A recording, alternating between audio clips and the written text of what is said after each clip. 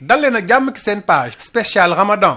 nemmeeku nañu ci bërëbu nafila yu bëri xale yi dañuy faral di fa dem imaam jiite jàkk yi di ko rafetlu ndax kat loolu le day tax gone yi di jàngale seeni diine waaye it askan yi di déggee ci ay barab di jaamu yàlla lu ni mel taamu nañ ko ci weeru koor wi. Ndeye Fatou Diop demoon na nemmeeku yooyu la nafila.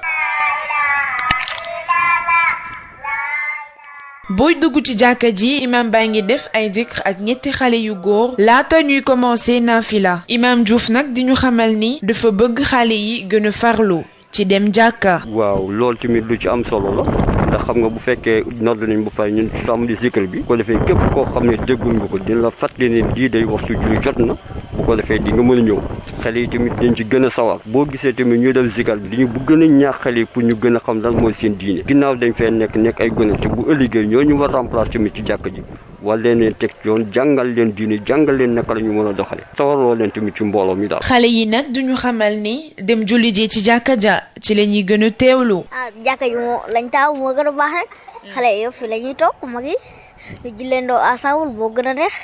ñi fii la ñu jullee de ñëpp fii lañ bëgg jullee déedéet dañoo ñëw pour jullee ñu fa andi ak naafile. bu ñu sukkandikoo ci kàddu Lamine ak xale bu jigéen bi julli mbooloo moo ëpp ngëneel. ñun noonu tout le temps dañuy ñëw fii rek parce que jàkka lañ am kay ay comprendre yonente bee ko du ñu ñëw ko parce que dafa ne pour ñu julle mbooloo moo tax ay comprendre moo gën a am tiyaabo soo jullee kenn li nga am mbooloo mooy plus nga am loolu léegi mbooloo mooy préféré pour ñëw. non jullee mbooloo dafa am importance ok non lépp baax na waaye nga ñëw jullee mbooloo moo gën daal. weeru koor gi nag jullit yu bëri dañuy taamu du julli ci jàkka yi ngir mën a teewlu waxtaanu imam ak tamit fekkee naafila yi nga xamante ni am na solo loolu ci bépp jullit bu fas yéene woor weeru koor gi. ci jamonoy weeru koor bi set nañu ñu bëri bu ñu wooree dañuy faral di soccu ñeneen ñi it di laaj ndaxam pâte dentifrice bu ñu broso day yàq koor gi am déet laaj yooyu lee tey moom la ñuy jébbal imam Matar Ndiaye lii la ki tontu. waaw islam nag dafa nekk diine goo xam ne diine ket la waaye diine laab la.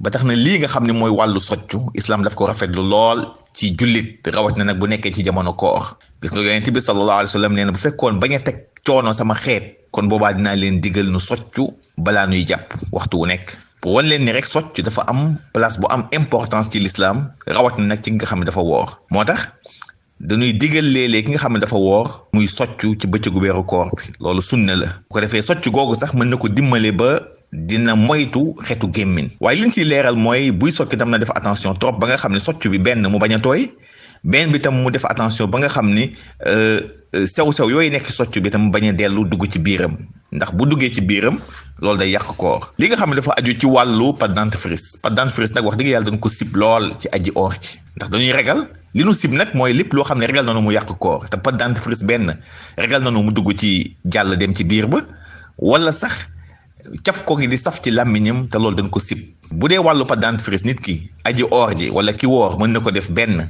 jamono xëdd wala mu bàyyi ba dog fi leen yëkkatee sañ jataay di leen ñaanal kooru jàmm.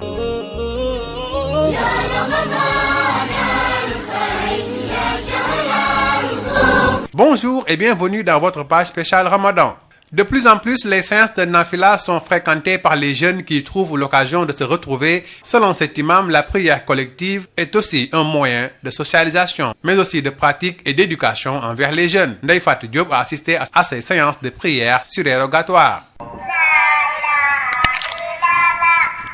À l'entrée de la mosquée, l'imam fait des dhikrs avec 3 jeunes garçons avant d'entamer le nafila. Imam Diouf nous fait savoir que c'est pour initier les enfants à fréquenter la mosquée davantage. waaw loolu tamit lu ci am solo la ndax xam nga bu fekkee nodd nañ ba pare ñun tàmbali zikr bi ko defee képp koo xam ne déggul nga ko dina la fàttali ne lii day waxtu julli jot na bu ko defee di nga mën a ñëw xale yi tamit dañ ci gën a sawar boo gisee tamit ñuy def zikr bi dañu bu gën a ñaax xale yi pour ñu gën a xam lan mooy seen diine ginnaaw dañ fee nekk ay gone te bu ëllëgee ñoo ñu war remplacer tamit ci jàkk ji wala leen teg yoon jàngal leen diine jàngal leen naka la ñu mën a doxale sawarloo leen tamit ci mbooloo mi daal. Ces enfants affirment être plus à l'aise à la mosquée.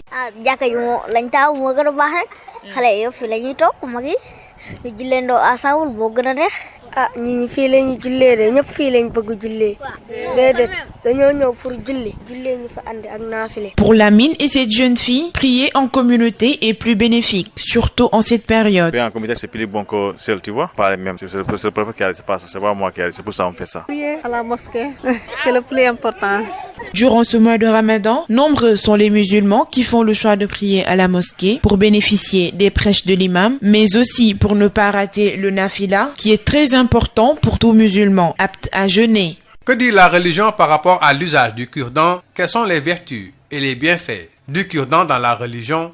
Un jeûneur peut-il se brosser les dents avec une pâte dentifrice? Nous avons posé ces questions à l'imam Matar Ndiaye. Voici sa réponse. Oui, l'islam est une religion de propreté et de purification. Par conséquent, l'usage du cure-dent est très apprécié, n'est-ce pas, chez les musulmans, surtout en période de jeûne. Et il faut rappeler que le prophète Muhammad sallallahu alayhi wa sallam nous avait clairement dit: si je ne craignais pas d'imposer à ma communauté ce qui lui est pénible, j'aurais astreint à ses membres de se curer les dents à l'entame de toute ablution. Pour vous dire que l'usage du cure-dent occupe une place importante, n'est-ce pas, en islam. C'est pourquoi il est vivement conseillé aux jeûneurs de se curer les dents pendant toute la journée du jeûne, pour éviter, bien entendu, une mauvaise haleine de la bouche. Ce qu'il y a à préciser, c'est de faire très attention afin que les débris du cure-dent, n'est-ce pas, ne pénètrent dans l'estomac. Car si toutefois il y pénètre, le jeûne est tout à fait annulé. Et pour ce qui est de l'usage de la pâte dentifrice, il n'est pas du tout apprécié chez les jeûneurs,